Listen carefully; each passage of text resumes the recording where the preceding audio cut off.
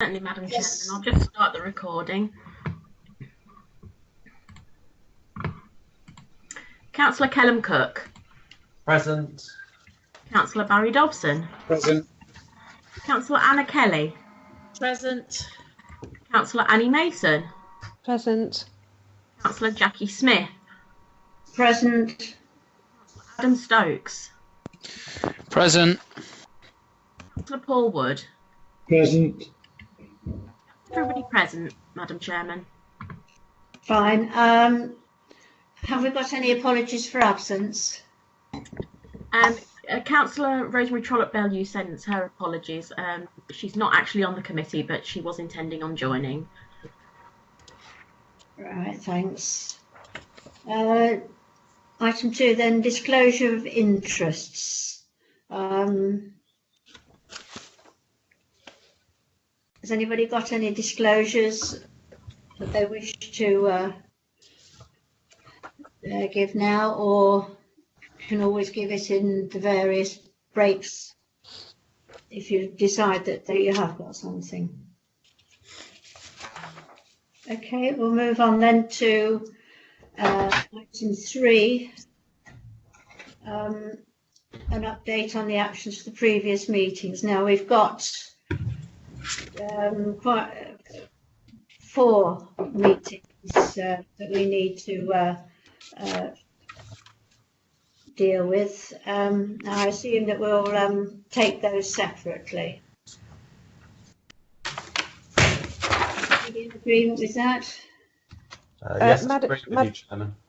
Madam Chairman, I think quite a lot of the actions on this action plan are going to be covered by report later on in the agenda. One of the items that I'm particularly interested in is the gender pay queries from the 23rd of September 2020, which I think Neil Moverley is going to explain what analysis has been undertaking on this, if that's okay. Yes. Yeah, no, I was just looking at the January ones and whether you wanted to just note those as separate.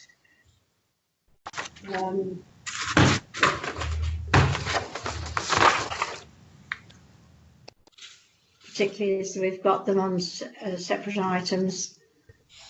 Madam Chairman, if I can help, we're on item number 3, and this is actions from the previous meeting. I think the area that you're referring to is item agenda number 4, which is the minutes of the meeting. Yes, I did ask for actions for number 3, but nobody sort of responded. So. Okay, so I think as Councillor Mason said that we've got agenda item number 3, which is pages 5 to 8. Yes. And there's comments in all of the comments boxes, and those items are mainly reflected on today's agendas. You've got detailed reports on those actions. Okay. Yeah, we'll do them. Look at the actions then, and then we'll move on to the various minutes. So if you're happy with the actions, and therefore we can take those that you are happy with those, that you're happy with the work that has commenced and the comments in the box, then you will probably want to have that confirmed with your committee today. Yes, yeah, that's fine. So I don't know if anybody on the committee has got any questions on the actions, Madam Chairman. Madam Chairman, if I can, I agree with what the Chief Executive has just said, and obviously the Vice Chairman, that the actions that are requested are on the agenda. So I propose we move on to adopting the minutes of the meeting.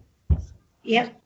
I do actually want to have the analysis from the 23rd of September 2020, though, that I believe Neil Moverley has got the analysis to just give us feedback on that. I think you'll find that they come later on in the gender pay queries are not on the agenda. I thought when I spoke to him yesterday, he got just. I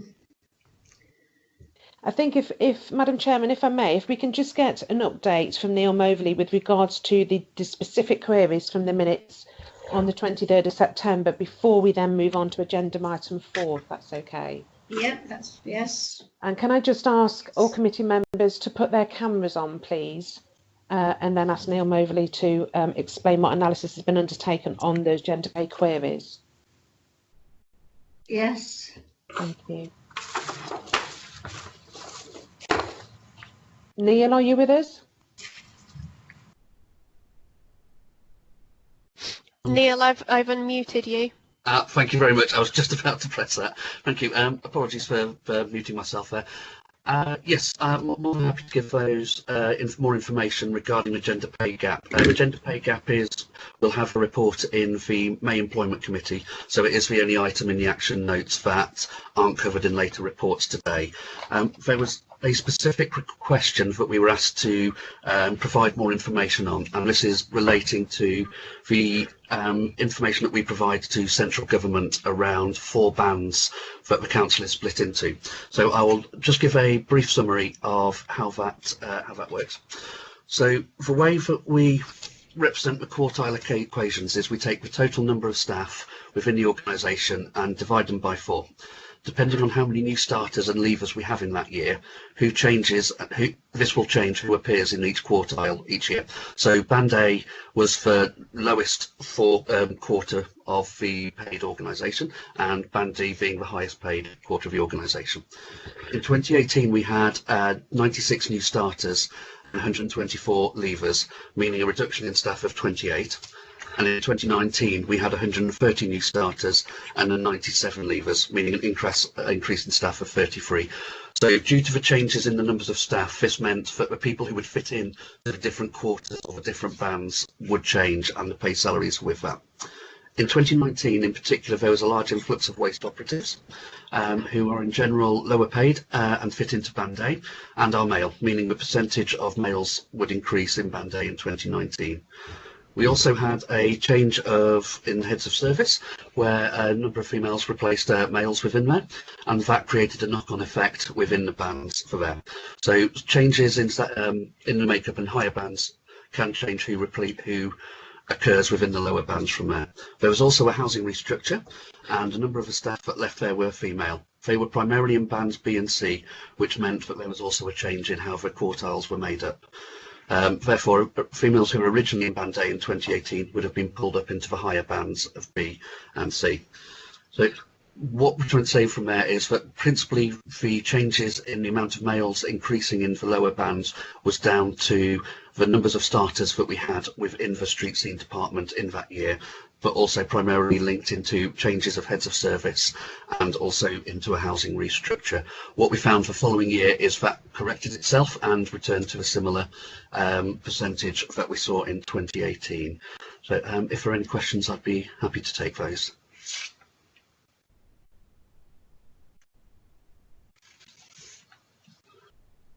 Councillor Mason, you're muted at the minute. Gosh, I think that's the first one this year. Thank you very much, Neil. Does any of the committee members have any questions on that? Okay, Madam Chairman, we'd move on to item agenda 4, just minutes of the previous meetings then. Yes, I think we should perhaps do these separately. Agreed. Yeah. So if we could move on then to the 21st of January, and they're on pages, I think it's 11 to 14. Does anybody have any comments on the accuracy of those minutes? Was that meant to be the 21st or the 27th? 21st, Barry. 21st. Well, then it's from 9 to 10. We'll do them individually. Madam Chairman, you just went to 11 to 12. Yes, it's the minutes of the meeting on the 21st of January, Councillor Dobson, that we're looking at the moment. I'm happy to propose, Madam Chairman. I'm happy to second, Madam Chairman. Sorry. Okay, in favour? All those in favour? Yeah? Yes. Yes. Yeah. Okay, so take those then. The January the 27th. Anybody got any comments on the accuracy of these minutes? Okay, can I have a proposer then, please? I'm happy to propose. Oh, I'll second it this time then. Should we just vote by exception, Madam Chairman? Yes, yes. Yeah, that's a good Okay. idea. Yeah. Say, yeah. Do you want to move on to the minutes of the 8th of February, Madam Chairman? Yep. Madam Chairman, just before we move forward, on the 27th of February, you have got Councillor Stokes is abstaining from that one because I don't think Councillor Stokes was actually in attendance, so that's why he's abstaining. But other than that, you've got everybody else through an exception process in support, so those minutes are agreed. Okay. Can I just add before we just move on a moment? I'm having trouble with the chat box, Karen. If you could keep your eye on it because I can't see anything. Thank you, Madam Chairman. So on the 8th of February. Any comments on the accuracy? comments? Happy to propose them, Madam Chairman.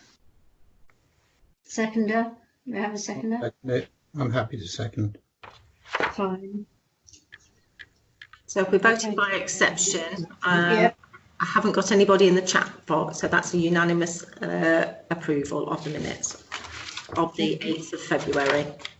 Yeah, okay, fine. And then the 10th of February.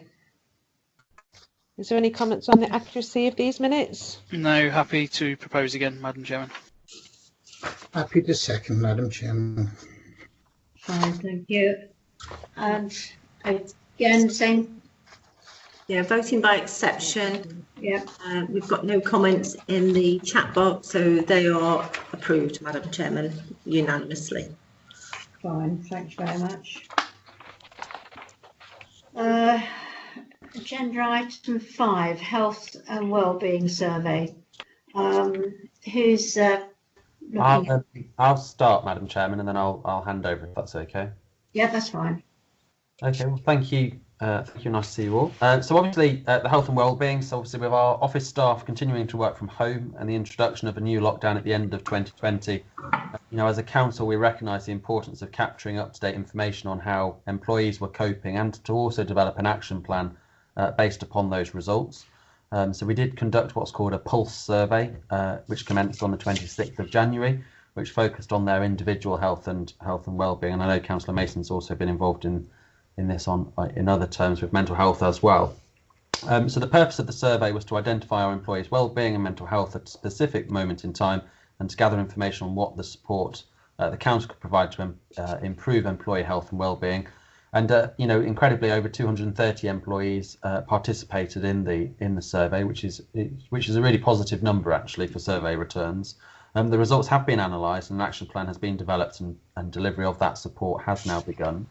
And I am pleased that, and some of you will have met, or possibly not met in person, but met virtually, Alice Atkins, who is our, so if you remember not that long ago I was promoting about the local Government Association National Graduate Development Programme. So Alice is one of our graduates, and I'm pleased that she's with us today.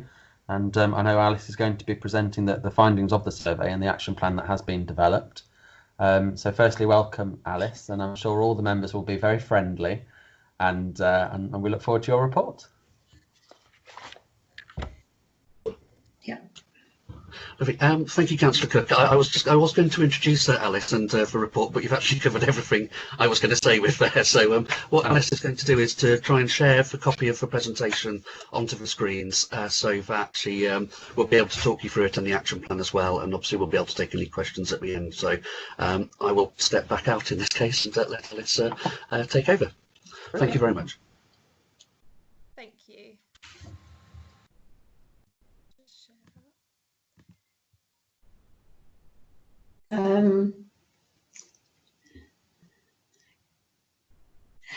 What's happened to the sound?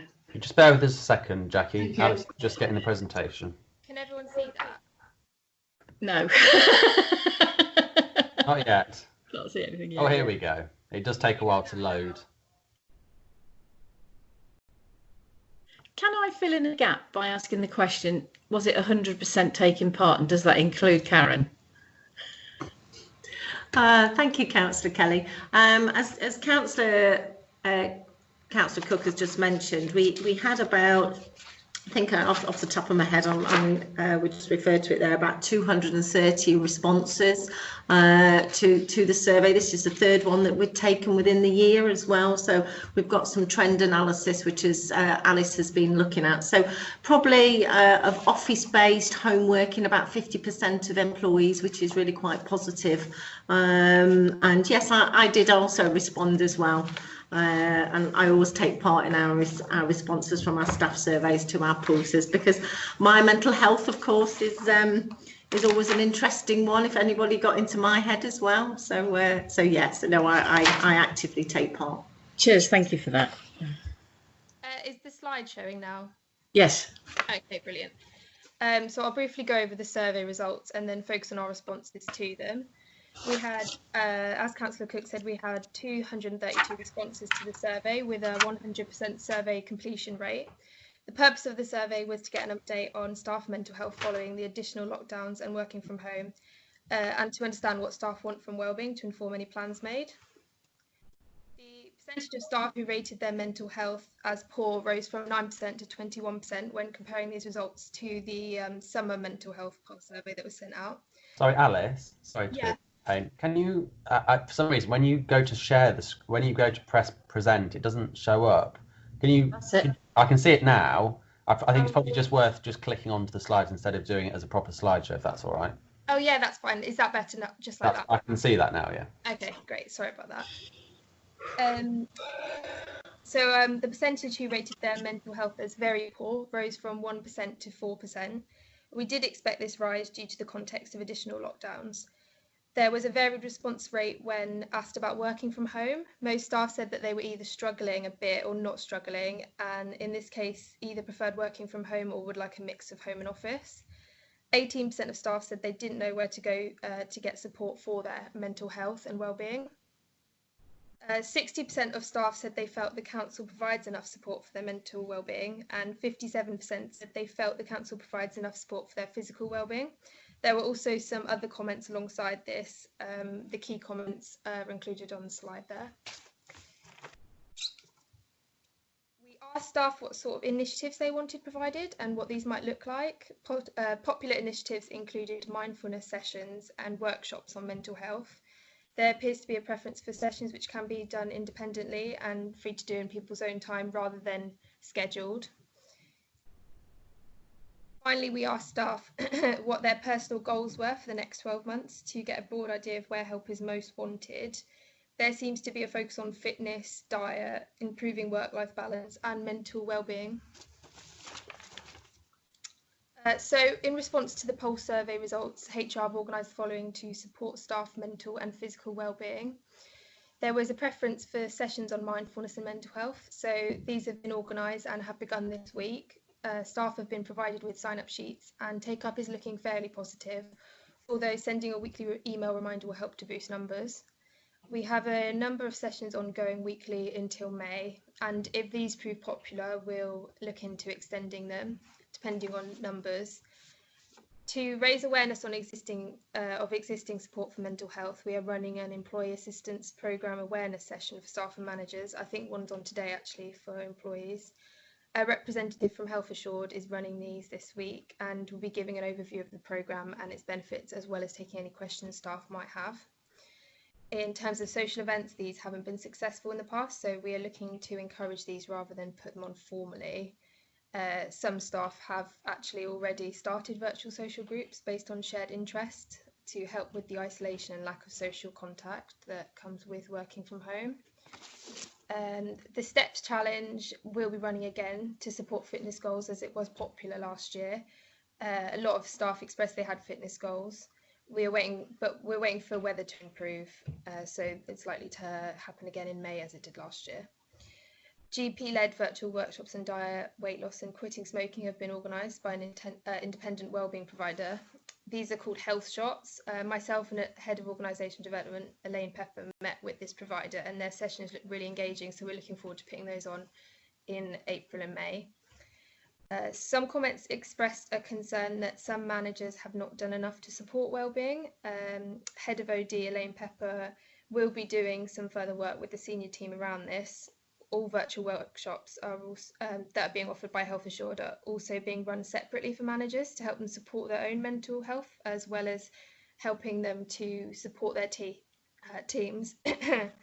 It's also worth mentioning that myself, Councillor Mason, Neil Moverley and Ken Lyon also met with Don't Lose Hope, which is a local mental health charity in Bourne, about them putting on some tailored training for managers around these issues to further equip them going forward. A few of us are meeting on Friday to plan our approach to this. Some comments express the challenges of working from home, including childcare and additional financial costs. These issues are being looked into currently. We're also intending to provide a wellbeing article for staff on the issue of childcare. However, since the reopening of schools this week, we've put a pause on that. And finally, 9 comments raised concerns about experienced pressure from heavy workloads. 9 members of staff said that they were struggling with that and it was affecting their mental health. This is also something Elaine Pepper will be discussing with all line managers to ensure they are providing their teams with regular one-to-ones as well as monitoring workloads. And that's the end of the survey feedback. Thank you. I'm happy to take any questions. That's lovely, Alice. Thank you very much. You presented that very, very well. Very pleased. I can't see if there's any questions in the chat box. If somebody could tell me, please. I put a question in, Annie. Councillor Paul Wood. I think it's Councillor Annie Kelly first, Paul, in the chat box from what I could remember, what I can see. So yes, Councillor, under that is Councillor Kelly said speak please. So I don't know if Councillor Kelly's, I know she's spoken once, I didn't know if she wanted to speak again. I think it was spoken after, typed in afterwards. Well, let's take advantage of a good thing. I was just going to say, when you have the arrangement which shows which features of a wellbeing initiative appeal to you, it shows that that it's sociable is 38%, that it can be done independently is 43%, and free to do in my own time 50%. Just shows that we need to always be aware that we are dealing with very, very different individuals across the board, and it's not one thing fits all. So, you know, it's good that there are opportunities for those who wish to be social, and those who don't, to take their own counsel on that. So I just thought it was important that we realise that sometimes it's not always about complying and taking part, it's just allowing people to do what they want to do in terms of needs. I definitely would agree with that, Councillor Kelly. Definitely. I think people can feel self-conscious when they're part of a group, and sometimes it works better for people to do things in their own time. So just on the back of that, really, can Neil just cover the fact that what Councillor Kelly's just said, about 50% of respondents stated they would like wellbeing initiatives to be done in their own time. What's actually been done about that? Because obviously these sessions have been set up for people to join as a group. What about the recorded sessions or webinars people can do in their own time? Yes, so there's 2 or 3 different elements that we've tried to do with this, and it does link exactly into what Councillor Kelly was saying about whether these are organised or whether these are kind of a bit more organic. So one of the things that we have done is set up a fitness class a couple of days a week in the mornings, which is before work starts, which people can join into from there, and we have some regular people who attend that, and that's through some of the connections that we have within the council, and a a fitness instructor who has provided that support to us from there. We've also worked with our employee assistance programme organisation called Health Assured, and they have a number of exercises, particularly around wellbeing, and workshops that can be accessed online 24 hours a day and 7 days a week, so that employees can access them if they're looking for something which is health and wellbeing led. We've also encouraged members of staff to take the initiative regarding setting up social groups. Obviously we can't meet in person at the moment, but to set up things within their teams, whether that be kind of quizzes. We know that one team that we've worked with has done a kind of family fortunes in an evening to kind of do a bit of fun and a bit of engagement with each other, because we've not been able to go out and meet socially, either going out for a drink or going out for food from there. So we've tried to encourage people to take their own initiative with there. What we found is that when we try and set up social groups which are led corporately, then the take-up isn't as high. So that's one of the reasons why we're trying to encourage people to set up their own groups organically. And for example, one of the ones which I'm a member of is the RuPaul Drag Race Appreciation. So we sit when we meet on a Monday and kind of have a bit of a chat during lunchtime, just to have a catch up. And the importance of that is the meeting with the people who we wouldn't normally meet with through meetings, who we might have met in the office if we were walking from one room to another, and to try and encourage those relationships which aren't purely from a transactional point of view from there. So we'll continue to explore those options, but there's some of the examples of what we've tried to do. Brilliant, thank you. Thank you, Neil. So Councillor Wood? Yeah. Sorry, Councillor Mason, it's actually Councillor Barry Dobson before Councillor Wood. Yeah, I do apologise, Paul. I was in there just before you. Thank you very much, Chief Executive. Thank you, everybody. Alice, thank you very much for preparing this. It's a very well prepared document there. And thanks for Neil for your input as well. I've noticed in here, and it is very hard for people working from home. And if you look at the reports here, we've got the mindfulness sessions as which are the following virtual wellbeing initiative you like to make use of, and also the fitness side of it. You know, what are you going to do when you return to work? Improve fitness. I'd just like to add, and this is a bit of a punt for our leisure SK, we do fitness sessions online that are open to members of the clubs, but I'm sure we must be able to do something for our own staff that they could get on there. And I think I'd like to see us working on that we could probably bring them in so that they can do fitnesses. There's, I think, 3 sessions a day. And I think, you know, this would be, you know, kind of getting back to it and getting and moving. And then, you know, the thing I find is you sit in this chair for hours on end, especially when there are meetings, and you don't move. And, you know, if we're in work, we're always up and down talking to somebody. So you get the social, you get the activity, even if it's not really that for fitness, but you're moving, the blood's moving around your body and gets the brain. You're mentally more stable, I think, obviously being at work and you are at home. So I'd like to see us promote that and make that accessible to all our staff as well. Thank you very much, Chair. Chairman, the next person to speak, ask a question is Councillor Paul Wood. Thank you, Karen. Well, first of all, Alice, thank you for your presentation. I tell you what, when you're doing any survey, it's obviously, you can't get 100% of people to respond. I know that. We've got 50%. But I'm always curious about the 50% that didn't respond, actually, which is, it'll be a sort of 200 odd people didn't respond. And I wondered, I know we can only analyse the results from the people that did respond, and Alice has done that very well. But I wonder what views we've got, and it's probably the question for Alice or for Councillor Mason. What do we think are the reasons why sort of 200 odd members of staff didn't respond? Is it, do you think, because they're quite happy with the situation? I've got no gripes, probably, or is it that they don't want to respond because of another reason? I just wondered if you think there's any reason why 50% or 200 odd people didn't bother to respond to this survey, which is an important survey, really. It is, Councillor Wood. I totally agree with you. I think, you know, having just half of the staff completing this survey is quite disappointing, because we do take this seriously, obviously, as an authority, and we do want to act upon the feedback. I think one of the reasons, although I will ask Neil to comment on this, could be confidentiality. So, you know, do staff feel that these responses are confidential? Would be a reason that I would perhaps put forward. But Neil, do you have any input to this? I certainly think one of the things that we do with the pulse surveys, and that we're trying to build that credibility up, is around the confidentiality and actually acting upon the survey results as well. And I think the more that we do of these pulse surveys, the better responses we'll get. The reason that we like the pulse surveys is that they're short, sharp, and they're very much focused on a particular topic, so they don't take long to do and they can be analysed quite quickly. So I think confidentiality, it is an issue for some people, and we find that in every survey that we carry out. I think the more that we can demonstrate that we act upon the data that we get and respond quickly to it, I think will increase the amount of people who take part of it.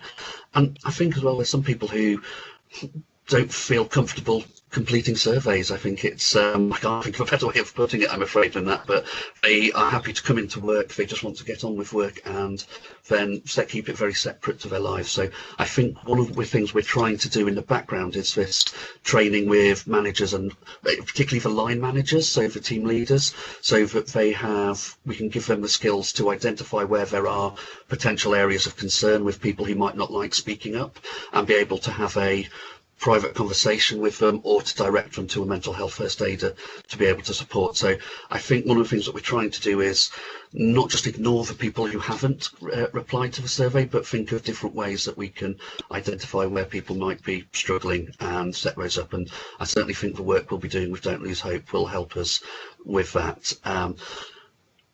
I'm afraid I probably can't answer any further on why people don't complete the survey. Could I just ask them, is it done confidentially, or do people have to give their names? No, people don't have to give their names. We have in previous surveys asked for people to give their names and their areas, so that we can provide direct responses to where there are concerns or where they raise them. In this survey, we took the option not to keep it anonymous, and to not ask for people's details as to where they work, or to where they what roles they do, or who they are. But we've tried and put in a voluntary option if people wish to do so. But we didn't in this case. It was completely anonymous. So can I just ask, the rate of response on this particular survey, is that quite general from other surveys that we've done? In general, employment surveys across most organisations range between 45 to 60%. Generally, we get around about the 60 to 70% mark in surveys that we do. So this is very slightly down on that general kind of things, but within context of standard employee surveys, not just internally but externally as well, you're generally aiming to get around 60% from there. So 230 out of roughly the 400 is just short of that mark, at around the 55% mark. It could well be that if in previous surveys we've asked staff for their names or department that they've worked in, maybe they chose not to actually complete this survey in case they did have to give their names, and they'd felt uncomfortable by doing so without actually realising that they didn't. Oh, sorry, Councillor Mason. It's certainly something that we can promote, is the anonymity in future as we do the introductions. One of the things that we've learned as we've done these is around working with Stacey Carter in data protection to make sure that we're covering from data protection all the information at the beginning of the survey. So I think that's certainly something that we can add to this as well. Okay, I've just got a couple of questions. So I've seen some of the Wellbeing Wednesday articles that have been sent out. Elaine's kindly just copied me into a couple of them so I could see what kind of things were being done, and I really enjoyed reading them. They're very good. I would like to see something similar though for elected members, as their wellbeing is also important. I know the employee assistance scheme is open to elected members and their families, but I think we need to find a different way of communicating this to elected members.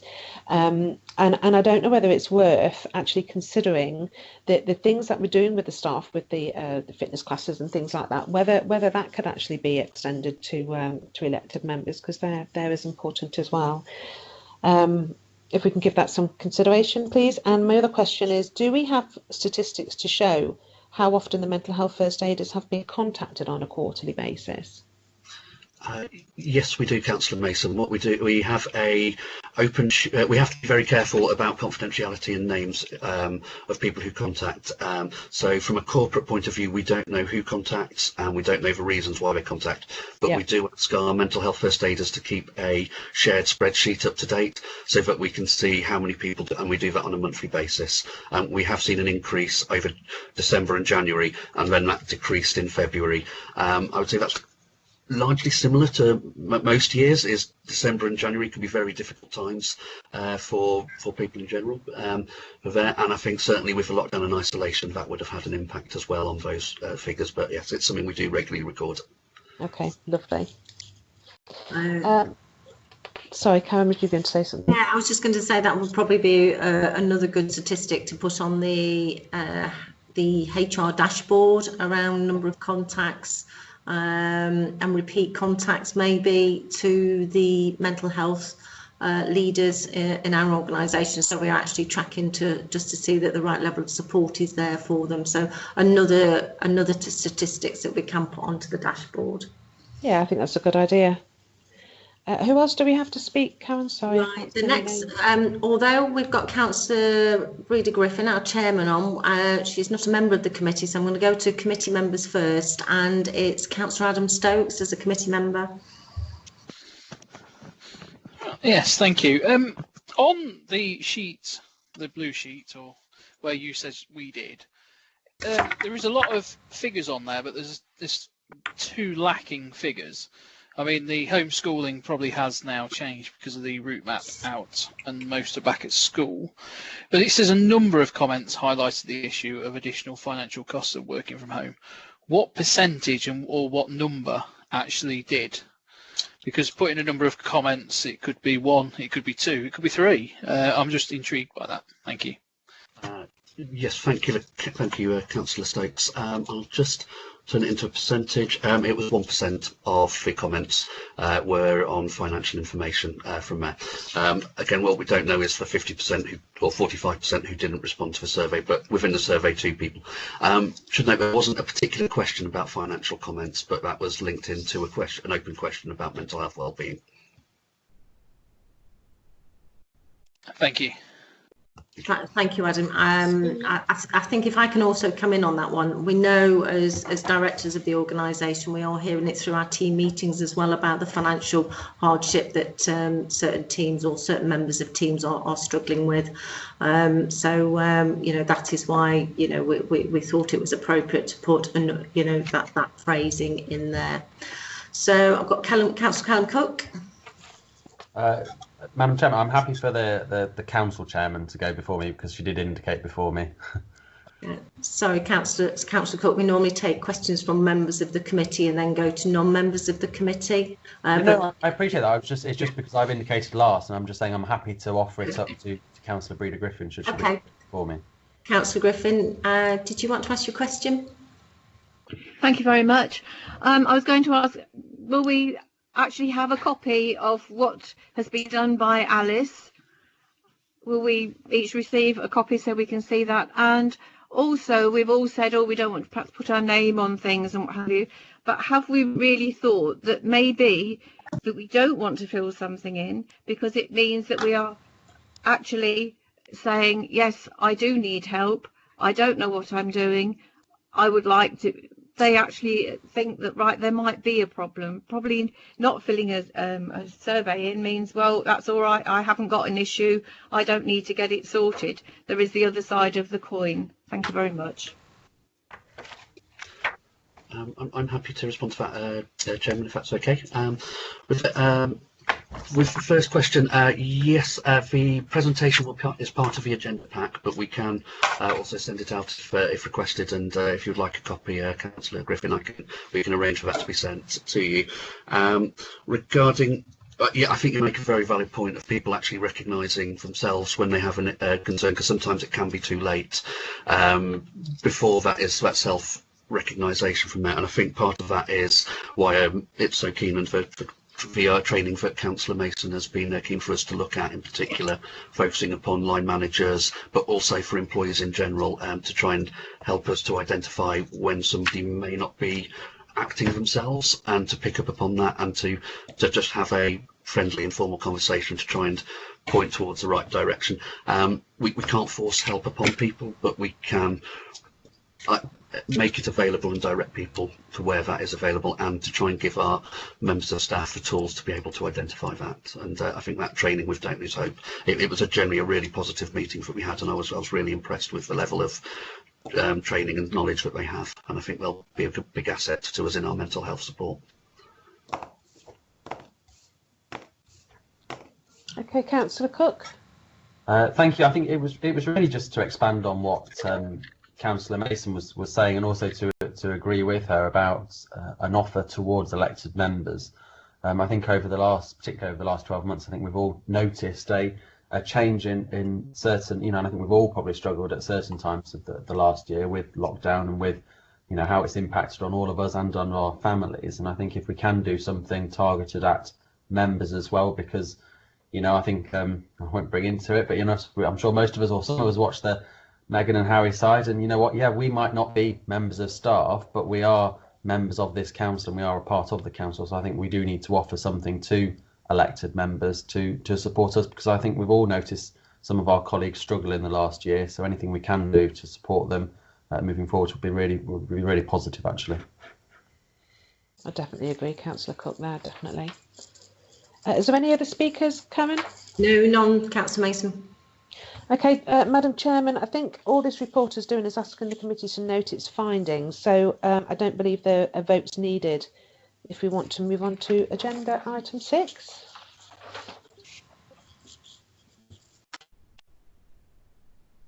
So do you want me to introduce and then I'll hand over to you again? Neil? Yes, please. Super. So in terms of apprenticeships at South Stephen, I think I've probably spoken quite a few times about apprenticeships, and it is a really vital part of what we do as an organisation and how we should be supporting people. But we also need to make sure that those apprenticeships are valued, as in they're not just baseline, do some photocopying and stuff. I want them to be really productive and enhancing for people's careers as apprenticeships. So of course we support apprenticeships as a council and the value that they also bring.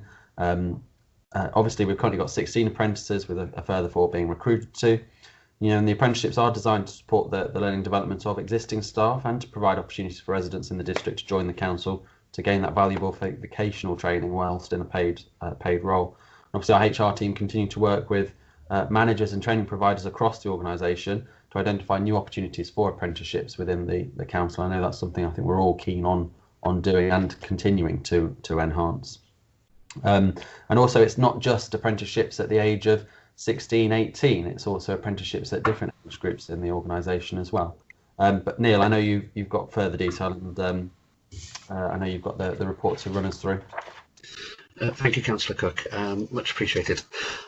Yes, just to go through the report. This is we've been asked to regularly report back on apprenticeships. I think shows the importance that the committee puts into the apprenticeship schemes that we run at the council. We have a central government target as a public sector organisation, which equates to 2.3% of our headcount should be made up of people carrying out apprenticeship courses. This equates to an annual target of 13 individuals. As Councillor Cook quite rightly said, we currently have 16 employees carrying out apprenticeships, and with the introduction of 4 more by the end of this year, that will take us to 9 apprenticeships who have started in this financial year. We've also got, what we try and do is through business partner meetings with our heads of service and managers, is we carry out workforce planning with them to look at the department and where their skills are short or where there's opportunities. And we also challenge on recruitment when there are either through replacement of an individual who's leaving or an opportunity arises to see if apprenticeships would be appropriate. So in order to do that, we work with the Institute of Apprenticeships and Technical Training Services for that. So the way apprenticeships work is the government's really introduced a more robust system where any trainer must be Ofsted, must have Ofsted provision, and also any apprenticeship must actually be signed off by the Institute of Apprenticeships. So there's a much more robust system in place to increase, which I think has seen the value of apprenticeships increase amongst people looking for work, but also amongst their parents if appropriate, but also amongst employers. It's not a given that anybody can just go onto an apprenticeship. They have to have a minimum amount of skills or qualifications to do so. And as part of that, we have 2 employees who we've identified that we wish to take degree apprenticeships in town planning next year. And they're currently undertaking an open university course to help them build up the skills and the qualifications to enable them to do so. In the last year, we had 3 apprenticeships who carried out the council, who left the organisation, and that was to seek opportunities at other organisations from there. We thought at the last committee meeting you asked us to provide more of a breakdown about our apprenticeships to see how they worked, and we can confirm that it's a 50-50 split between male and female apprentices. And we also have a split of 21 to 25. We have 4 apprentices, 26 to 34, 31 to 44, and 41 to 50 years of age for. What that does show is that at the time of writing this report, we didn't have any apprenticeships under the age of 20. I just wanted to put a little explanation behind that. There are 2 principal reasons. One, at the time of this report writing, most of the apprenticeships that we were offering were at a slightly higher level than basic school leaving age. We've rectified that by bringing in 4 new apprenticeships before the end of the financial year, of which 2 have already started since the writing of this report and me presenting it today. We have to be very careful regarding age because of age discrimination. So we have to be very careful in how we write the adverts and also in our recruitment process to ensure that the right person is available, gets that role.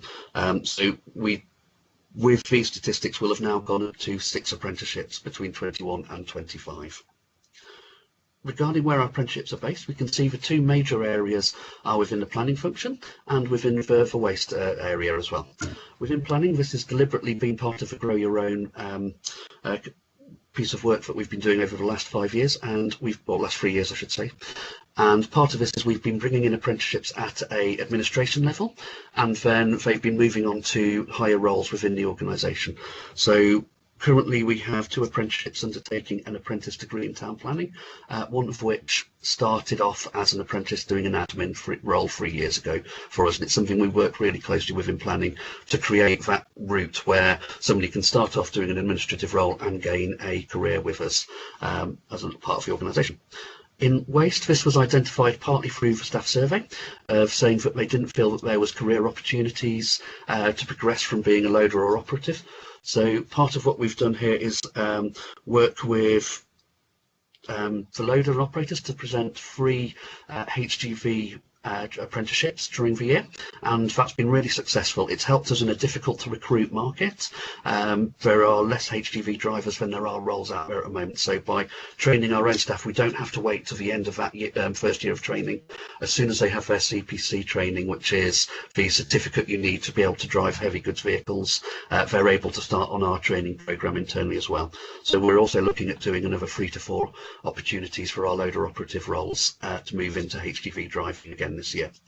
We're also doing team leadership apprenticeships down into the street scene as well in the waste services, and we currently have 3 members of staff going through there, one of which is an administrator and 2 who are relatively new in the supervisory posts. As you can see, we then have a range of 1 or 2 apprenticeships in different areas, and that's where we do the analysis with the heads of service regarding opportunities that come through. All of the apprenticeships that we have at the council are linked into real roles, and we budget them as such, so that at the end of the apprenticeship there should be the opportunity to move into a full-time post within the council. Regarding the types of apprenticeships, I think, as I was saying in the last committee meeting I came to, is we had a drive towards some of the higher level apprenticeships, so the level, particularly level 7, which is the degree level equivalents. What we realised then is that whilst that is very good at spending the apprentice levy, it doesn't bring necessarily through the numbers of apprenticeships that we want within the council. And as Councillor Cook quite rightly said, we're looking for a balance between entry level roles and career progression opportunities. So that's why we've currently we have 1 business administrator level 3, and that will increase to 5 by the end of this financial year. And as part of future planning as well, we're working closely with the repairs team in order to try and identify some opportunities for builders, plumbers, electricians. It's something which we did successfully about 3 years ago. The reason that we can't do it every year is that sometimes these apprenticeships last up to 5 years, particularly the electrician level 3 apprenticeship is a big commitment for an employee and for an organisation. Finally, we have, as part of COVID pandemic response, the government has introduced a number of incentives to encourage organisations to keep taking on apprenticeships, and we have been able to access both of these. We currently have 1 individual who is between the age of 16 to 24, who means that as an organisation will receive a £2,000 grant, which is put towards the training and development of that employee.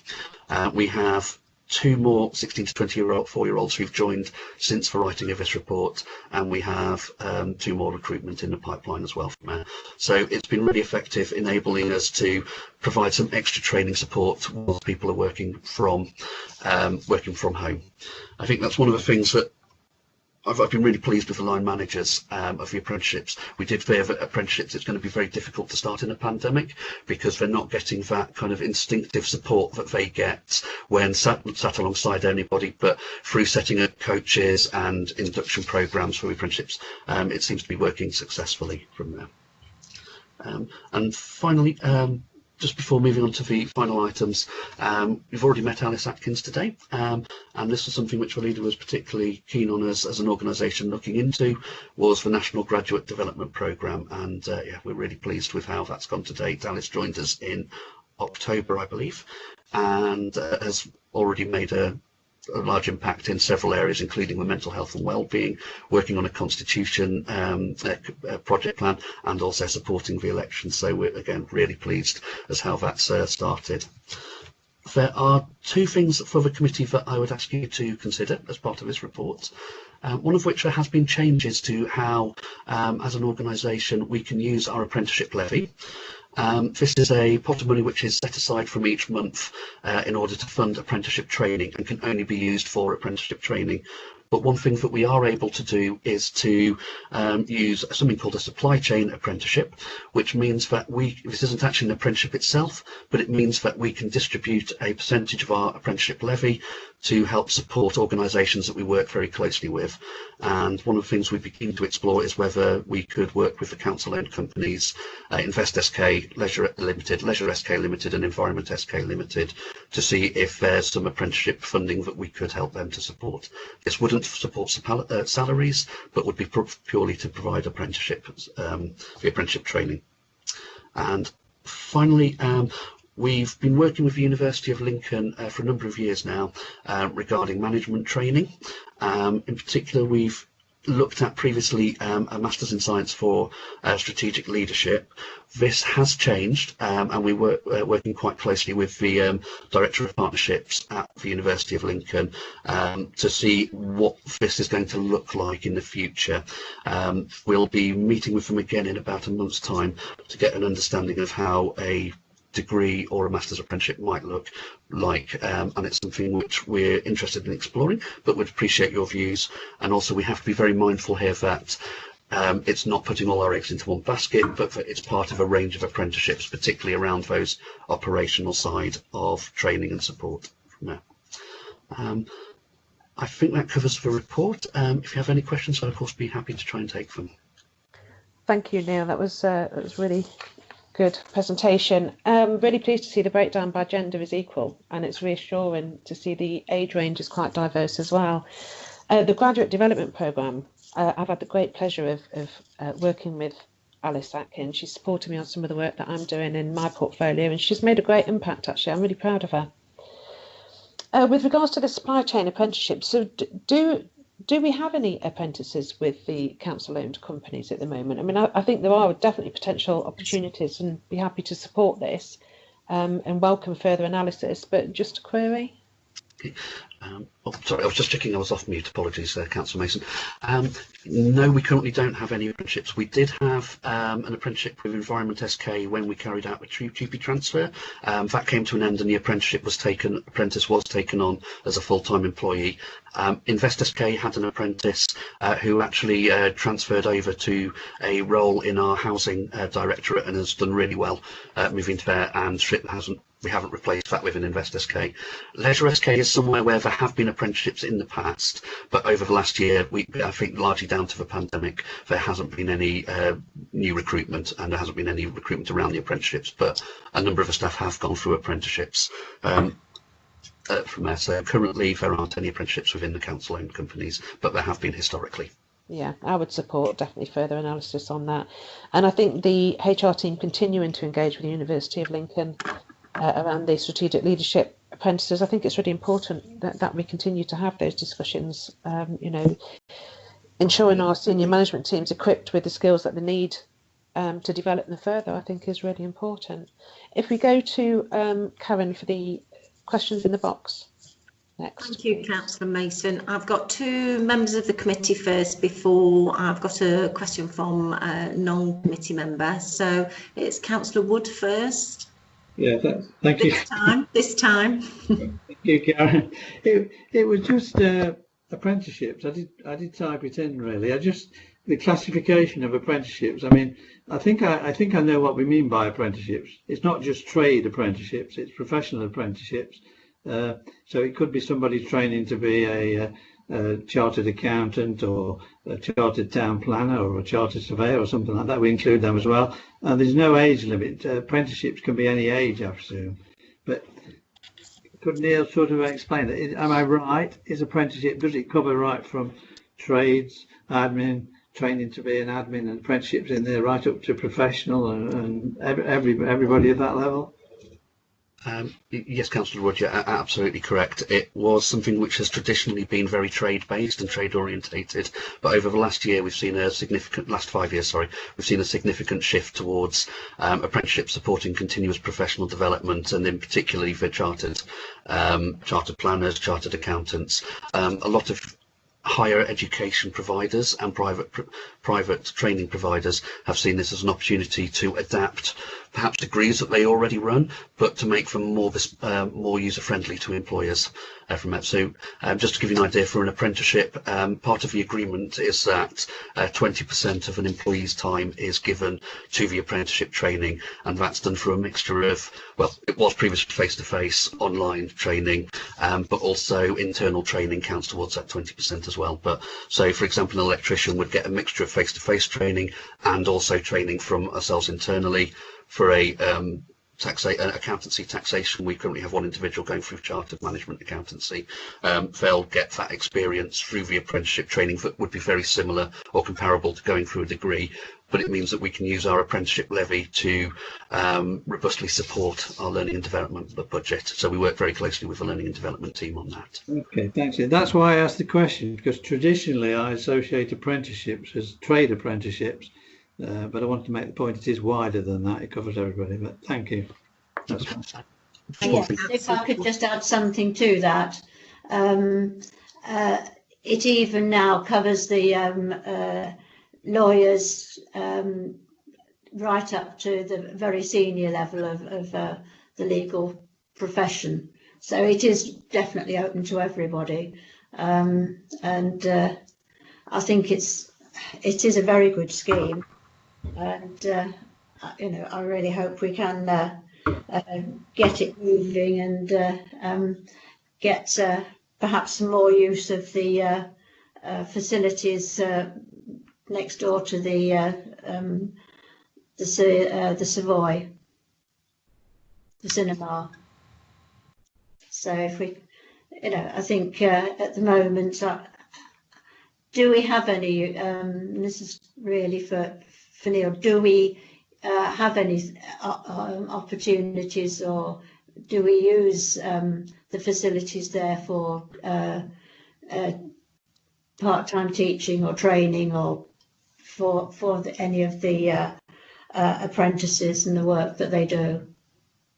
If I can respond to that, Chairman, the fit out, of course, at the University Centre has not commenced because of COVID-19 and being in lockdown. I've just had a further email come through to me only this week from the University of Lincoln asking for a meeting to talk about potential future use, but at the moment there is no use at all of that building for delivering of any teaching whatsoever. Fine, thanks. Now, I was just wondering whether we were, obviously at the moment we can't, but whether it is, time to perhaps start talking. Yeah, if I can reassure you that we are starting to talk again. I think there is probably a change in views around what would be delivered from that building due to, the changes and channel shifts that we've got through COVID-19. So I think, an early meeting with the university is important. So one of their directors has contacted me only this week to do that. Good. Okay, so so the next question is from Councillor Anna Kelly. Thank you. I just wanted to say how much I am enjoying and appreciating all this work that's gone into looking at what we are offering to our employees. One thing I hoped Neil would be able to explain to me was the last little bit on page 33, when we're talking about the apprenticeship incentives during the COVID-19 pandemic. I wasn't sure who'd set up the database and about who was redundant and who was picking up the advertising of the vacancies. I just wondered who's playing which role within that sentence. Of course, thank you, Councillor Kelly. I'll be able to give a bit more explanation now. No, looking at it, it does seem a bit vague. Apologies for that. So what was this? This is run by central government and the Department of Further Education. So the way that it works is they were very conscious that there was potential of redundancies for apprenticeships during the pandemic. So anybody who makes any organisation that makes an apprenticeship redundant has to inform the Department of Education so that they can be added into this database. We can advertise directly to that database any vacancies that come up. We also work with training providers who advertise on our behalf as well. So there are two national databases regarding apprenticeships. One is a general kind of vacancy board that any employer can put up, and generally our training providers do that for us. But when it comes to advertising directly to the database of apprenticeships who've been made redundant, we don't ever get to see the names of the individuals. We just put forward in via a portal what the vacancy is, what the salary would be, what the role would be, so almost like a job description, and then anybody who's interested can look at that and then apply to us directly through the portal. So do the apprentices have direct access to that? I believe so, yes. Okay, lovely. Thank you for your help. Thank you. Thank you. Thank you, Councillor Kelly. I don't think there's any other questions from members of the committee, so thanks Councillor Adams for waiting, but if we can come back now to Councillor Adams. Thank you, Karen. A question of explanation or clarification which may well have been contained in Neil's verbal report, Madam Chairman. Page 33, 1.13 and 1.14. In 1.13, it shows in that table there 5 planning apprentices, and yet in 1.14 under Chartered Town Planners it only shows 3. So I'm wondering what the difference is there. And a question of information, general information, Madam Chairman. We used to have a relationship with Inspire Plus, one of the major apprentice charities in the district, and I wonder whether we still have that connection. They are a charity that deals with apprentices within education and in sport, etc., which may well be useful to us when we get Leisure SK back up and running again. Thank you for the opportunity, Madam Chairman. Karen. I think, Karen, if I can pick up on the Inspire Plus. Is that okay? I think you're on. Are you on mute? Yeah, you're on mute, Karen. Got me again, Ali, today. I think that's, yes, for the chairman. I'm sure the chairman's happy for that, Karen. It's not. So in terms of Inspire Plus, I've actually emailed Vincent this morning. So the council, we continue to have a very positive relationship with Inspire Plus, and I'd like us to see if we can do more. I haven't had a direct conversation with Vincent yet about Leisure SK, and I don't think Barry has either. But be very happy and interested to pick that up and introduce Vincent to Leisure SK to see how we can possibly work together to improve sport and health and wellbeing across the district. Well, thank you for that, Karen. Okay, Neil, do you want to just pick up the other query around the difference between 1.13 and 1.14? Of course, thank you. And thank you, Councillor Adams, for the question. Yeah, quite right. So with the planning, we have 5 apprenticeships in there at the moment, 3 of which are town planning. We have 1 business administration level 3. So we do try to keep an apprenticeship open within the kind of the business support element of the planning area. And also we have one of the individuals is a chartered management degree that she's conducting with her as well as part of her continuous professional development. It was actually something the employee started off themselves as part of her own development. As through part of the business planning meetings, we raised that we would be able to support our employee through the Apprenticeship Levy for this qualification. Superb. Thank you, Madam Chairman. Thank you, Karen. Thank you. I don't have any further questions in reference to this report, Madam Chairman. That's lovely, Madam Chairman. Should we? Anybody want to propose this item? Excuse me, Madam Chairman, can I just ask a question before we go ahead? Yes, of course, Councillor Kelly. That's very kind, thank you. I'm trying to reconcile two documents that are in the pack. In the pack, we have on page 57 an employment committee work plan. And the vocabulary of the employment committee work plan is different from the recommendations. So, for instance, in terms of if we were going to look at the employment, looking at the sickness data, it says that we are being asked on the work plan, we're being asked to approve. In the document that we had about it, it asked that we note. Now that we're getting to the one about apprenticeships, it says in the apprenticeship one on page 57, employment committee to review the apprenticeship report and receive a 6-monthly, and then on the recommendation it says approve. So sometimes we're asking to be noting and sometimes we're asking to be approving, which are different. And each time on the work plan it's the opposite mode to the one that is in the recommendation. Does that make sense? It does make sense, Councillor Kelly. Neil, would you like to comment on that, please? Yeah, I would say apologies. That would be an error on my behalf. I put together the work plan, and I will correct that to make sure that we do match the reports going forward from Bert. Apologies for that. So, are we going on the words that the recommendation holds rather than the words that the work plan holds?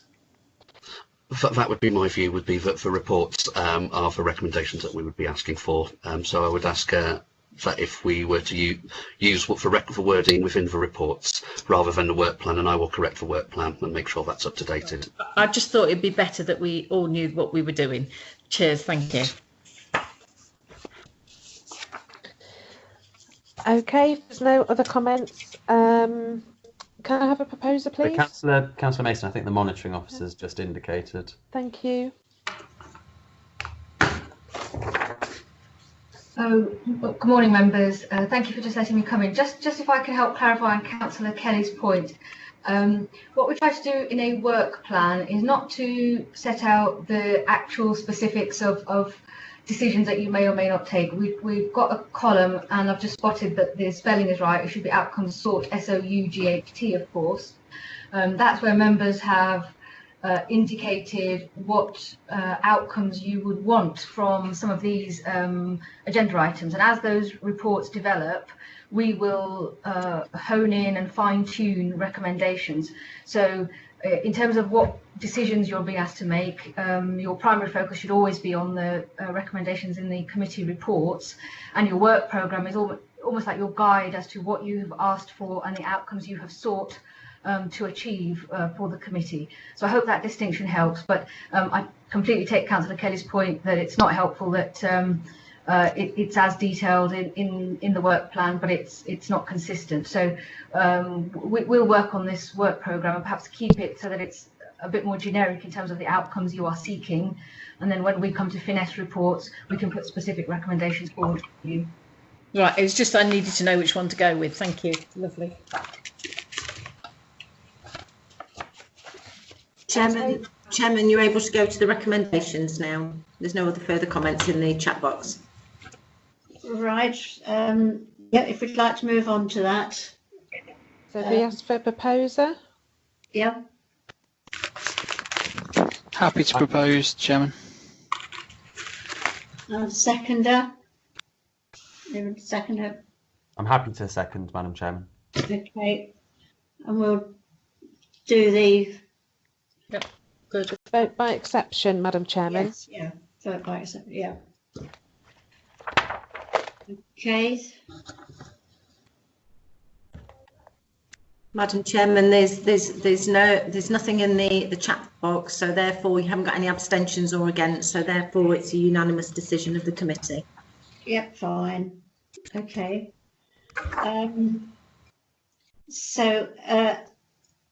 7, sickness and absence update. Has that been?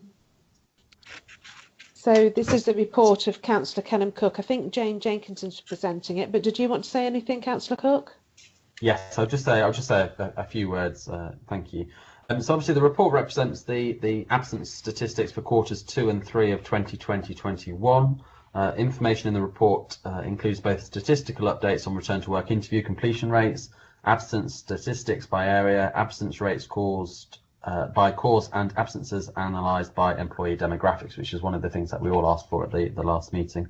The report also includes an action plan for reducing absence for the Employment Committee's consideration as well for us to debate. And I know that Jane Jenkinson is on the call to obviously discuss and go through the report with us. Yep, fine. So I hand over to Jane. Councillor Cook. Yes. Thank you, Councillor Cook.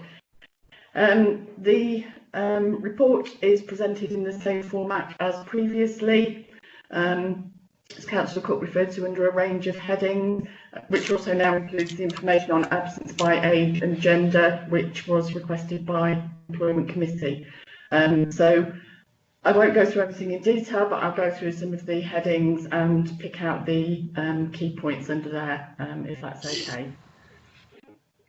So in terms of the overall sickness absence rates, the key findings of the report show that there's a significant reduction in sickness absence when compared to 2019 and 2020. That's approximately 28% reduction on the previous year. This is further evidenced by the year-to-date sickness absence days per full-time equivalent employee, which for the 3 quarters of year-to-date is 6.5 days. And when we compare that to the same period last year, it was 9.7 days. If we're projecting forward, it's looking likely that the full-time equivalent days, the sickness absence per full-time equivalent employee for the whole year are likely to be around 8, which isn't comparable to the national average for the public sector, and a significant reduction on last year's figure, which was 12 days per employee. In terms of absence by directorate, the information shows that the directorates with the highest levels of absence are growth and commercial and operations, but that is the norm, what we usually see when we analyse this data, and that is due to the manual workforce makeup within those areas of the council. Commercial and operations absence percentage-wise is comparable to the workforce composition, whereas growth is higher, and this is something that will be addressed in the sickness absence action plan through meetings with managers in those areas with high levels of absence to review and agree actions. In terms of the reporting units, again, some of those are the ones that we regularly see, street scene and repairs in particular, but also housing. And again, this will be covered and addressed through the action plan. Sickness reporting by age and gender per full-time equivalent employee by age and gender is something that we've not reported on before, and there's a range of information in there, so it'd be interesting to know if Employment Committee, if that covers what was wanted, or if there's anything more they'd like to see in there. Sickness absence by age and gender has been analysed in comparison to the demographics of the organisation, and the information covers the period from April to December, because it's the first time that we've reported on this.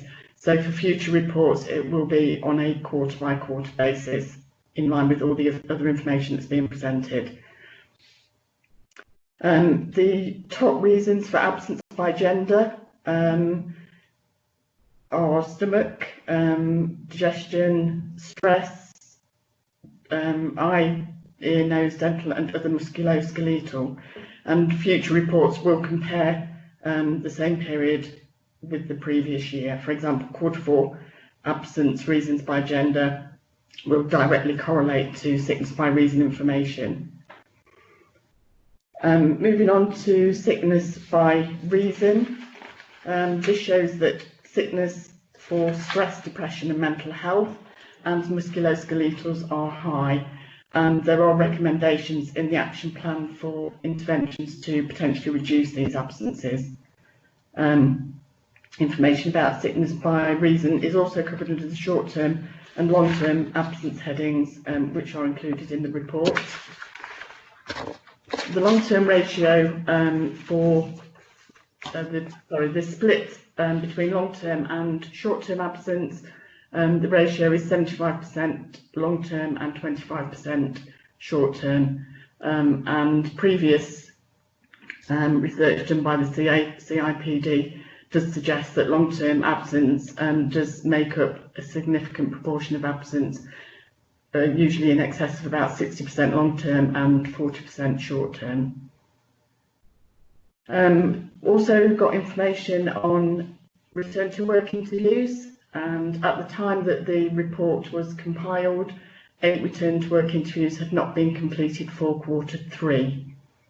These have now been followed up with managers and have all been completed, and the information that we have access to now on the HR dashboard makes it easy for the HR team to identify those return to work interviews that haven't been completed, and for these to be chased up on a monthly basis. And we've also got a section on mental health related absence, and that refers to the fact that stress, depression and mental health related absence does account for a significant proportion of all absence, and there needs to be a clear focus on managing this type of sickness absence.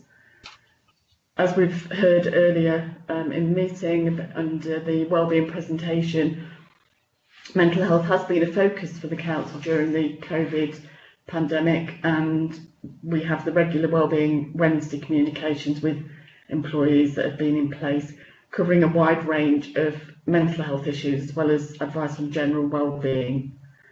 The HR team have also promoted and facilitated national initiatives, including World Mental Health Day, Men's Mental Health Day and Time to Talk Day. The Council's Employee Assistance Programme has been promoted and will be further promoted through the action plan, but we have seen an increase in use of the counselling service by 33% compared to the same period for the previous year, which I think proves that the promotion does seem to be working, making employees more aware of what they can access through that.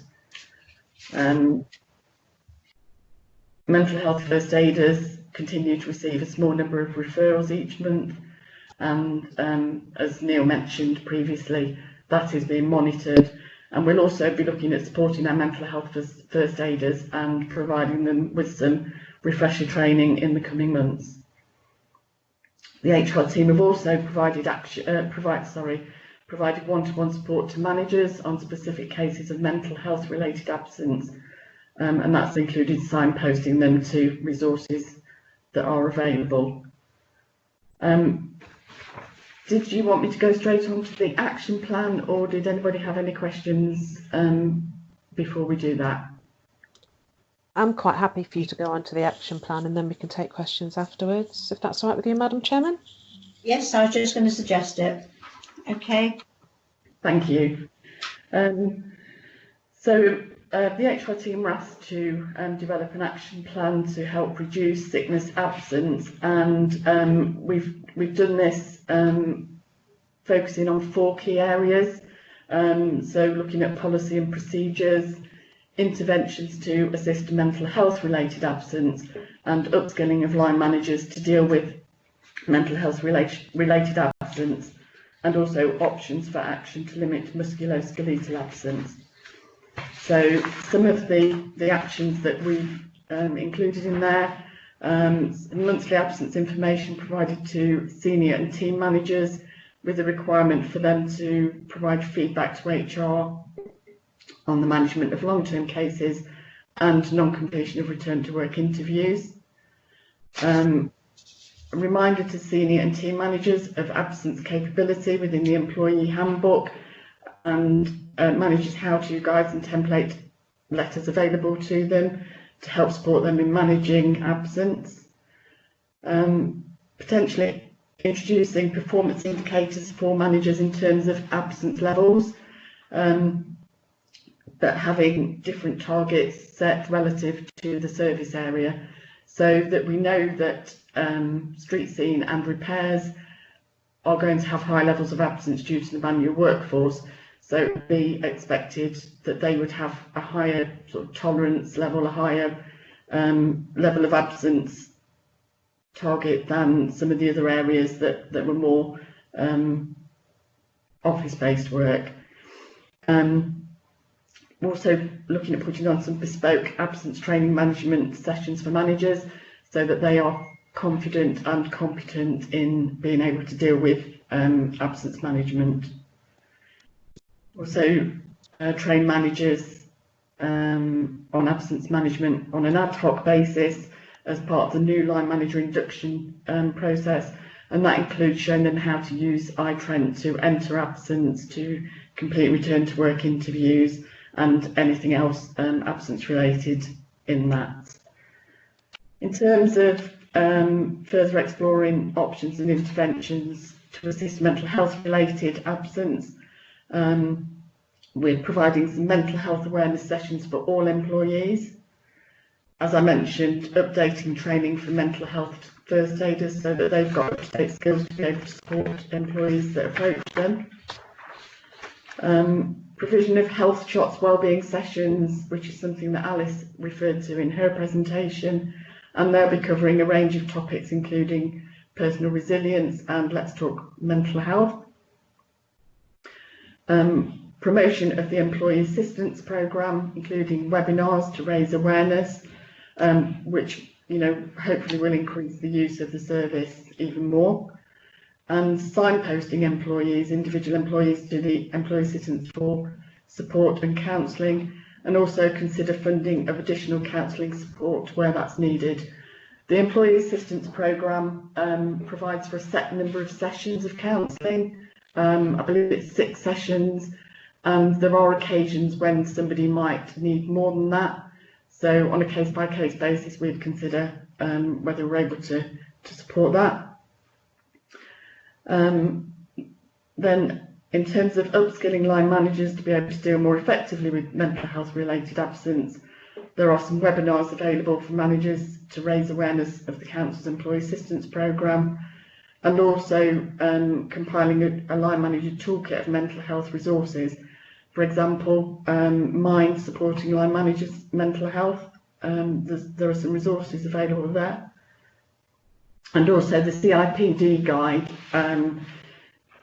on having difficult conversations. So having an area where a manager can go to and find resources to help them with the particular situation that they're dealing with. In terms of options for limiting absence related to the range of musculoskeletal conditions, consider the provision of physiotherapy support on a case-by-case basis to reduce associated absence. I think we'd need some kind of eligibility criteria there.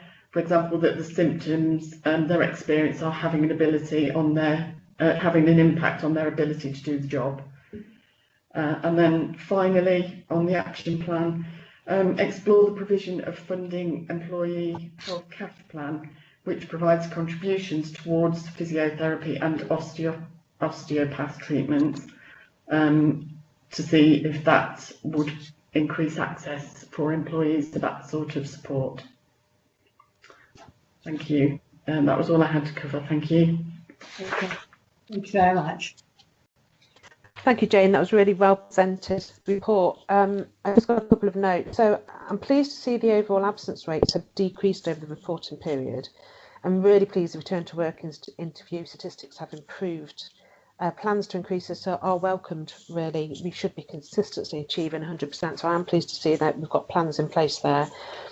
The action plan I'm really quite pleased with. It really clearly defines what priorities we're setting. And I'm particularly pleased to see the promotion of iTrent as well, because it's critical that all staff need to get on board with iTrent. Now, the statistics for men to have noted to be suffering more with mental health. Has anybody asked the question as to whether the activities with regards to the mental health activities that we're putting out there, whether they're actually appealing to men as much as women? Perhaps there might be a better way of tackling the mental health issues for our male staff. Maybe this could be looked at, really, or partner with one of our local charities or organisations to see if they've got any suggestions as to the best way of connecting with our male staff. I mean, overall, I think the steps taken by HR are positive, clearly making a difference, and I'm really pleased with the action plan. I think in terms of the comment you made about men and whether what we're putting on does appeal to them, maybe that's something that we could cover in a future pulse survey, have something specific. But I know in the programme that Alice has put together as part of the Wellbeing initiative, that there is something that's targeted specifically for men. Now, I appreciate we won't know whether that is what men welcome or want to see, but hopefully we'll get an idea based on the take up for that. Okay, lovely. Thank you very much, Jane. I can see that 3 people has asked to speak, but it does not show me names. So is Karen there? Yeah, thank you, Councillor Mason. It's Councillor Adam Stokes first. Yes, thank you. Yeah, it's with regards to the sickness absence action plan. There's 2 TBCs, so I'm just wondering if the timescales have now been confirmed. But I do find the absence levels introduced as a performance indicator for managers a bit concerning on my front, because if we start having managers to do performance indicators with regards to absence, and I know its target sets will be relative to service area, I do find that it would be a bit unfair to certain areas, and I'm not sure what this performance indicator would be looking to achieve, because obviously there's already a lot of work that goes into this report and sickness in sickness reports, and I'm not sure a performance indicator would be, in my opinion, appropriate or needed, because there's not enough information elsewhere that managers do provide. But I'm happy to take a different viewpoint on that. Thank you. Okay, the reason that it got a TBC in the timescale was obviously it was a point for discussion for Employment Committee.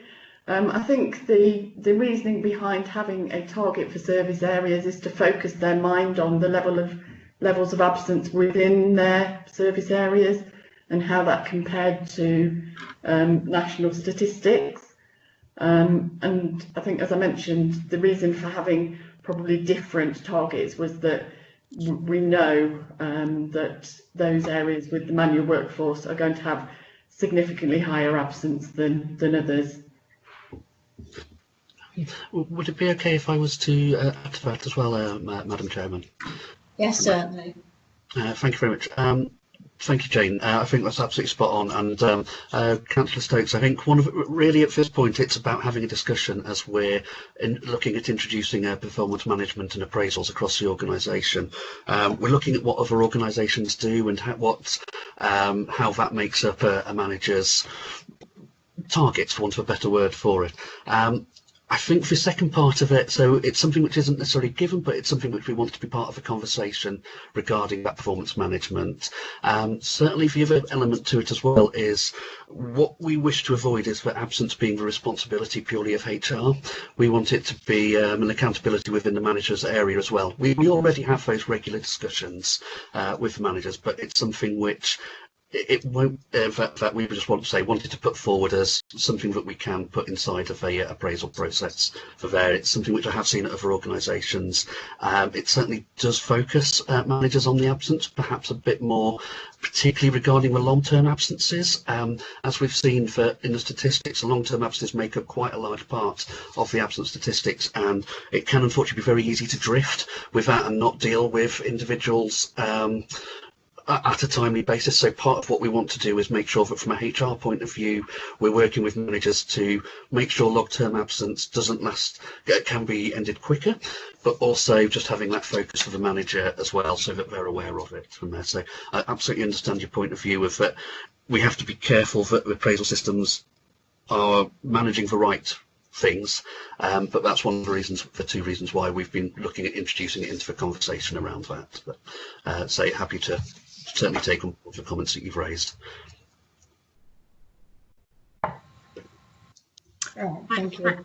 Thank you. The next question is from Councillor Paul Wood. Yeah, thank you. Thanks for your presentation, Jane.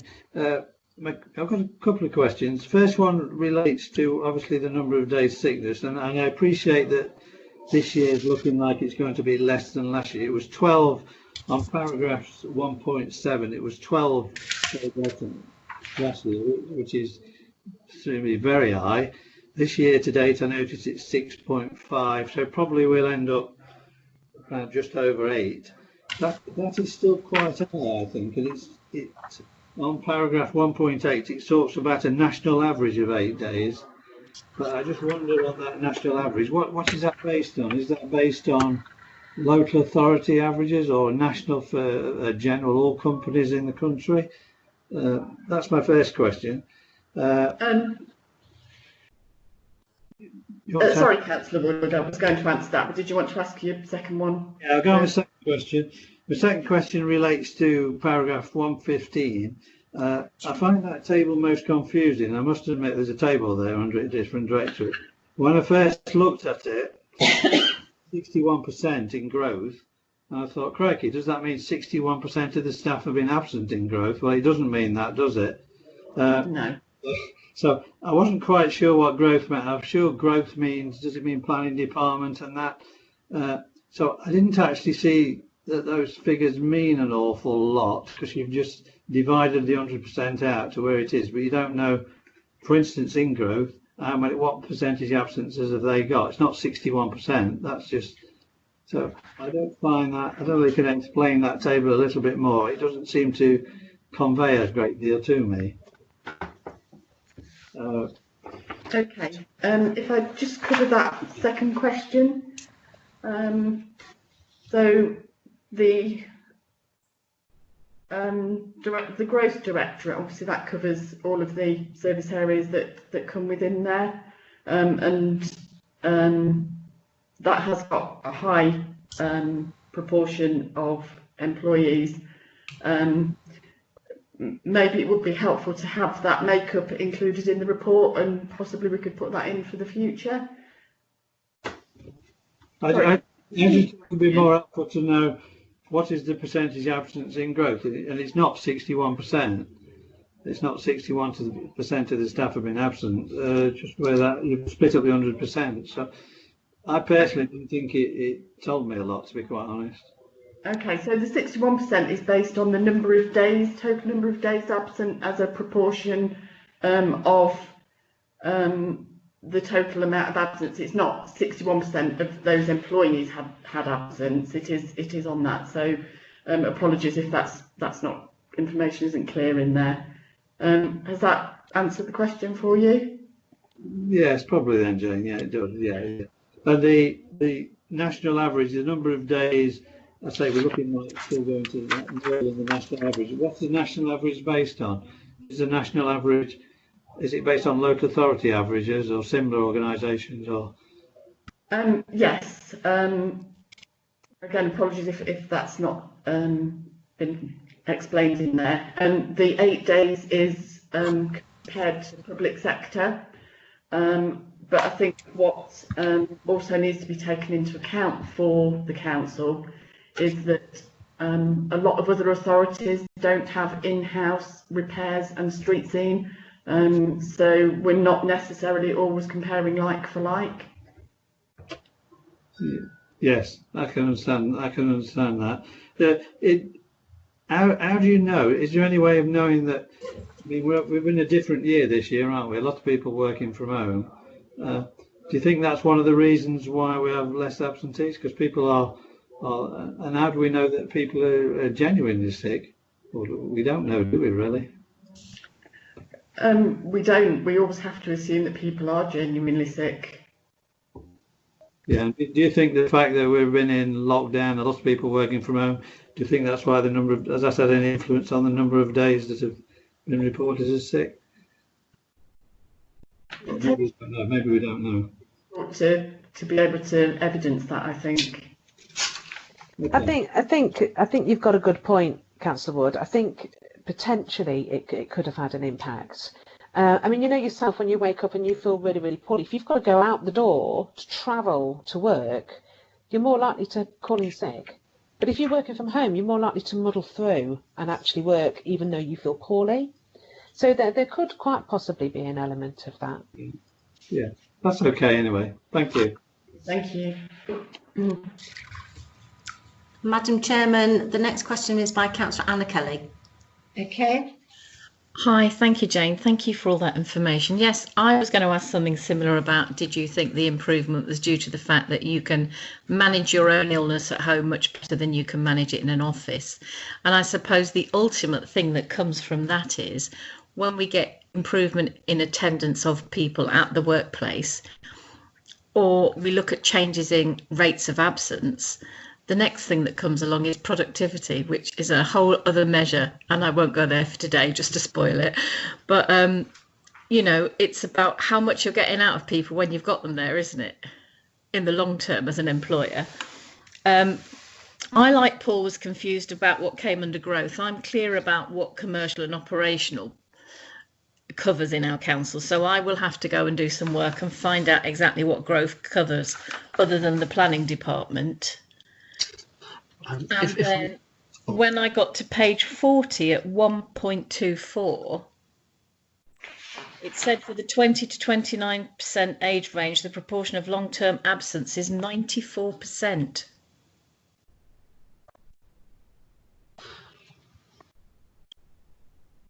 So of the absence that exists, presumably 94% of that is as long-term rather than a day here and a day there. And I just thought that was quite worrying.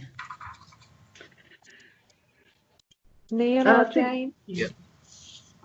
Sorry. Yeah, so the total amount of absence within the 20 to 29 year age group, 94% of that was long term, which would suggest that they don't take a great deal of short term absence, that it is long term.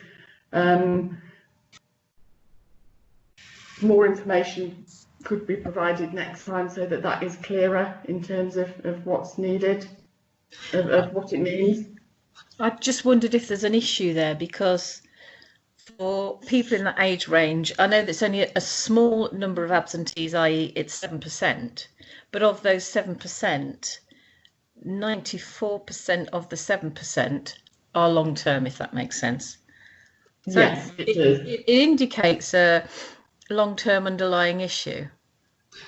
I can see why that might look to be the case. I think what we'd need to do, and I don't have the information to hand just at the moment, but it could be that we're only talking about 1 or 2 people, because the 20 to 29 age range is a small proportion of the workforce. Right, okay, thank you. Yeah. Yeah, I agree. I think with Councillor Kelly is completely right. I think more detail just needs to be put into the report so that it's quite easier. And Councillor Kelly's comments about herself going off to do some research as to what's in growth. I think if either yourself, Jane, or Neil, you could provide the details to say anybody looking that up as to what actually constitutes that particular area, I think that would be useful. Yes, thank you to Councillor Mason and Councillor Kelly. I think just to reiterate from James' point, what James said, I think we can certainly come back and look at the correlation between the reason for that absence. I think James is correct that it's a smaller number of individuals who will have had long-term absence. I suspect they'll be linked into mental health within there, but I think we need to be able to provide that evidence to you, so we will look into that and come back to you. Just for that's kind of my initial feeling on that. Regarding the growth element, that it's a slight difficulty here of what we're trying to do is compare the first half of the year and Q3 and Q4, and we had a corporate restructure during Q3. So growth at the beginning of the year included planning, arts centres and housing, whereas as we've moved in, what we're trying to do is going forward, the corporate restructure, housing will be in a separate directorate. So what we've tried to do is keep a consistent approach for the statistics to compare like for like from there. So with growth, the key area for that will have been housing and the impact that that had, particularly the repairs and housing services element from there on the growth section. So that'll be why that's particularly high. If we were to look at growth today, it would be focusing primarily on the planning section and also the arts and leisures, which have been furloughed, or the majority staff have been furloughed for this year as well. So I hope that just provides a bit of an explanation what growth is. We've tried to contain consistent reporting for the purpose of this year, and then that will be changing into the next year. But if we can look at Q4 to see if we can make those changes from there. But I hope that kind of provides a little bit of an explanation as to what growth is and why it's so high when we would traditionally just think of it as the kind of planning and cultural element it is, down to housing and repairs will be that large element. That's interesting as a ward member, because as a ward member, the most things I deal with are people who want to know why their planning takes so long, or you know, like people when house searches are going on and stuff like that, they want to know why it's taking. Earlier in the year, they wanted to know why it was taking us 5 weeks to do what other planning authorities could do in 3 days and stuff like that. So I just think we've had a lot of turmoil in housing and a lot of turmoil in planning generally, and a lot of turmoil in housing. So I guess that will be related to the figures that come out at the end in terms of absence. So once the department settles down, presumably the absence rate goes down too. Hopefully, live in hope. To be totally honest, difficult to say, but it's certainly, I think part of those things is the work that the importance that Employment Committee have put onto the absence, and particularly return to works, has been reflected in the work that we've been doing with the business partners. So I think that's certainly an element of the direction you're giving us, is to get to really focus upon that. And I think when we get return to works high, we generally across the industry see absence rates go down as well, linked into there. I think you're right, elements of instability, and we have plans in place with all of those. So I think planning's absence rates have gone down as the years have come on, and I think we'll see the same with housing as we carry on as well. Cheers, thank you. Madam Chairman, there's no more questions in the chat box. Fine, okay. So under item 7, we are asked to note a couple of items. Are you content to move on to that? Madam Chairman, yes. I mean that's where we are now. So it's just to note the absence statistics for Q2 and Q3, and to note the emerging action plan as discussed now in the debate. So as it's been noted, then did you want to take a vote, or if people are happy, or are you happy to move on if nobody else wants to make any comment against the report? Well, I think we'd better just see if anybody wants to make any further comments. If not, let's just accept it. There's no further comments in the chat box, Madam Chairman. No. So we'll take that as accepted and noted. Thank you. Madam Chairman, could I please ask for you to try and put your camera on so that members can see you when you're talking? Right, I'll try. I know that sometimes it can be a little bit temperamental. Yes.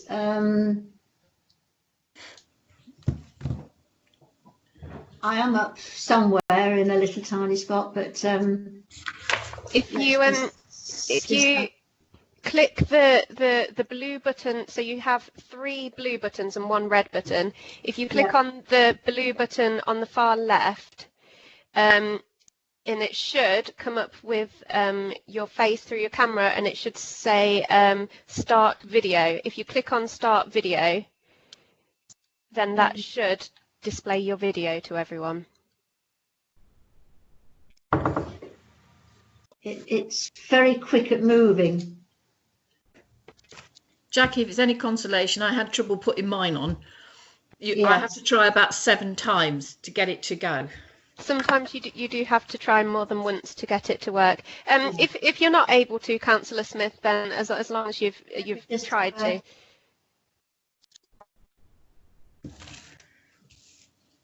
No, it's not doing it. Okay, that's fine. Thank you. I just wanted to ask if you could give it a try. Thank you. Yeah, I'll just.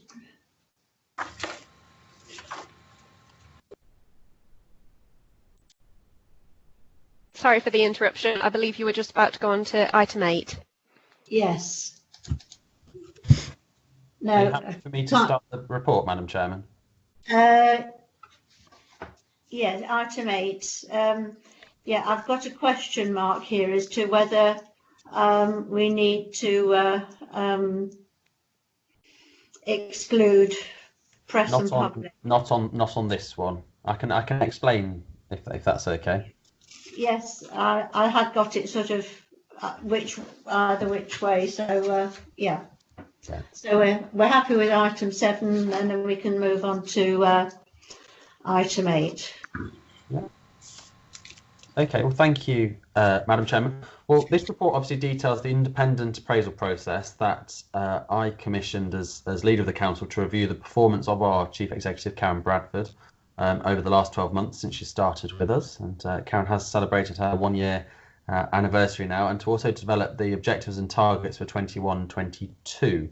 So if I just talk about the process as to how we got to where we did in terms of the appraisal process, and then obviously in closed session of just the Employment Committee, obviously we will be discussing that appraisal in closed session. So we're not discussing the appraisal at the minute, we're just discussing the process that I've undertaken.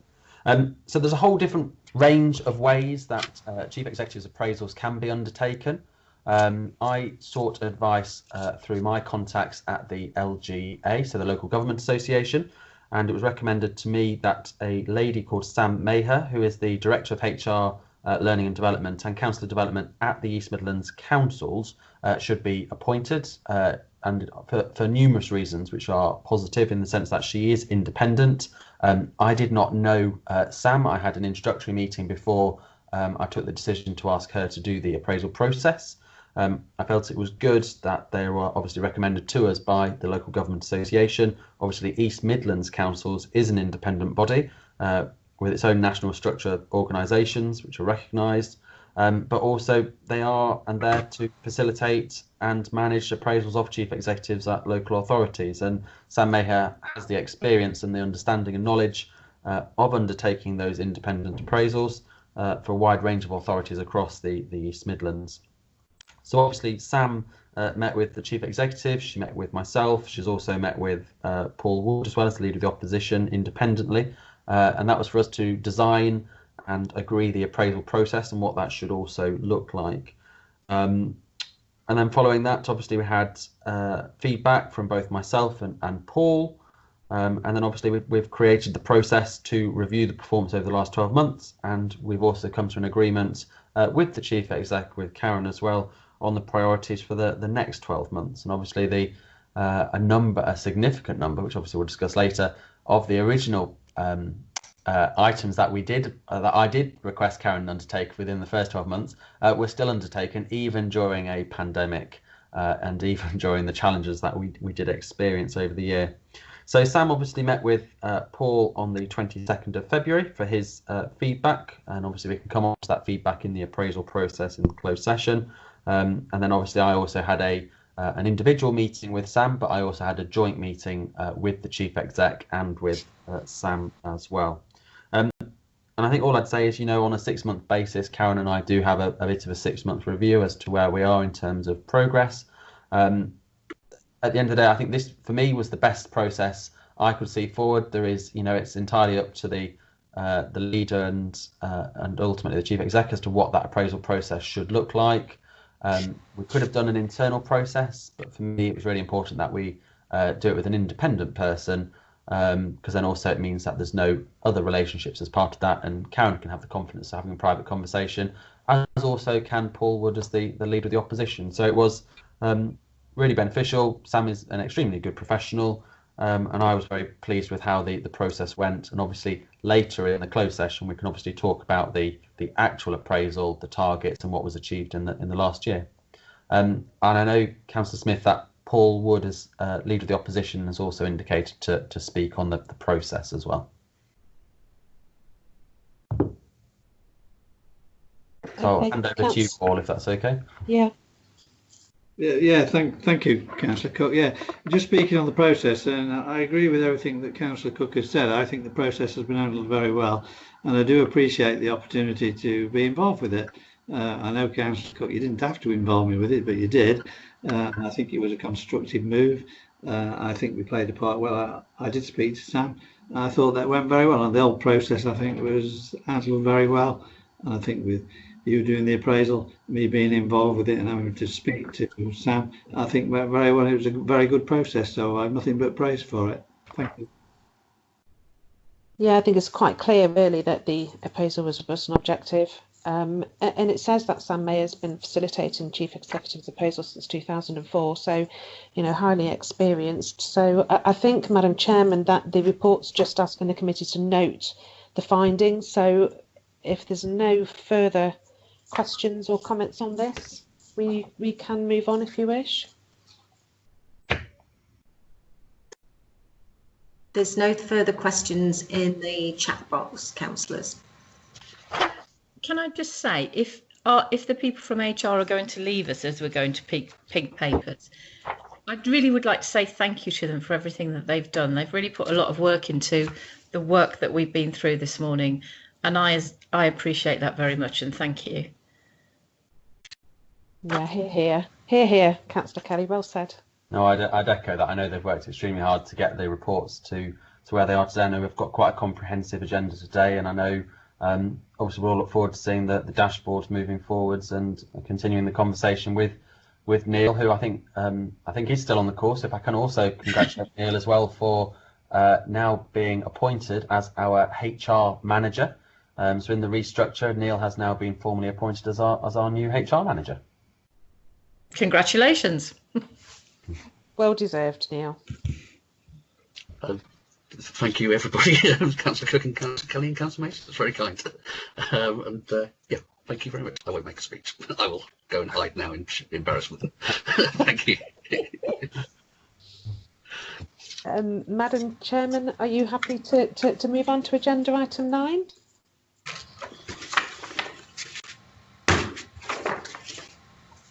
Is Madam Chairman still with us? Madam Chairman, I've just unmuted your microphone, so you should be able to speak now.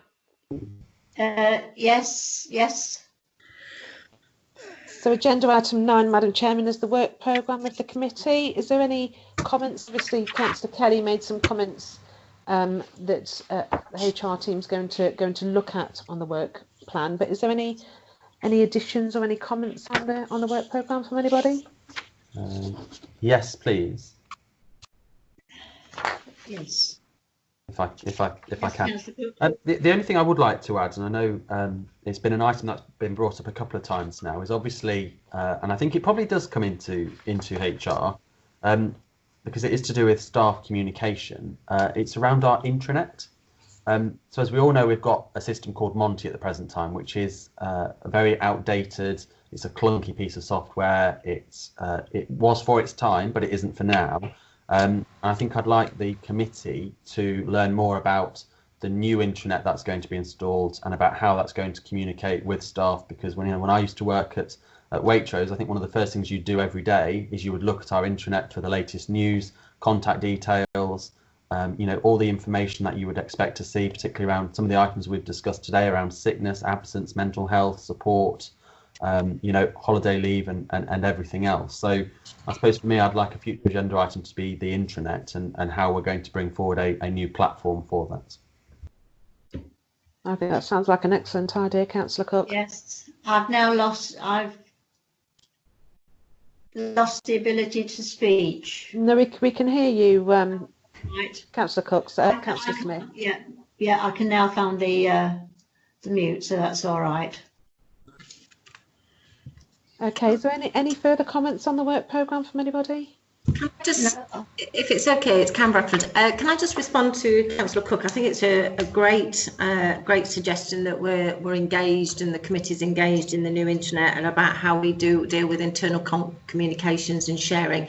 Can we just widen that a little bit more around the digitalised world that we actually live, that we're working in as well, and also shape that with the developments of iTrent, our database and infrastructure system around how we are engaging and capturing the information that we should be around all of our staff. Yeah. No, I'd absolutely agree with that. I think if we can have them as separate though, because I know the internet is a big piece of work on its own that we need to consider. No. I think we need to look very carefully at it, because we are using a lot of time with communications and so on,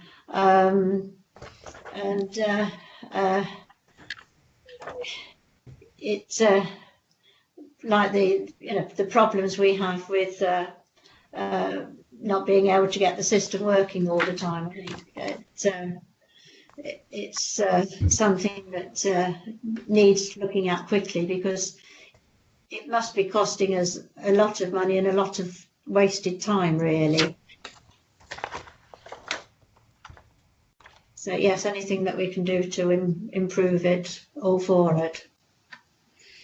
Yeah, I would agree, definitely. I mean, I think, the work plan has been updated to include all the future reports that's been requested by the Employment Committee, the standard items that are going to be brought regularly to the committee. So, I'm really quite pleased to see that it's been looked at and worked on. The next items to be brought to the next committee have been dated, and the HR team is going to work with the committee to schedule the remaining reports and standing reviews over the coming year, so that the work plan is regularly updated. Good, that's what we need. Okay, so if there's no other comments on the agenda item 9, we move to agenda item 10, Madam Chairman, and we need to go into closed session now. Yes. Would you like me to propose that we exclude the press and public? Yes, I'll do that. Okay. Might as well do something. Yes, I'd like to propose that we have exclusion of the press and public, and I think that will probably cover the next 3 or 4 items. Or do you want to do it one by one? Yeah, it's 4 items, from agenda item 11 to agenda item 14 that the press and public are going to be excluded for. Yes, okay. So can I have a proposer and a seconder, please? Well, Madam Chairman, if you're proposing, I'm happy to second. Okay, I'll propose. Okay, so we need to take a vote. Should we do this by exception? Yes, if that's okay.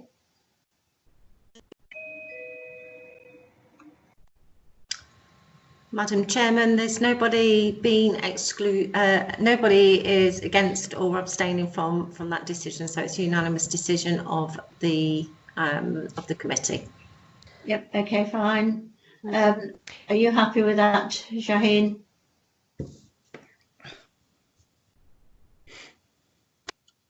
Madam Chairman, it's a requirement for the exclusion because you have restricted reports and you've had it proposed and seconded, so it is a member decision. Okay, fine.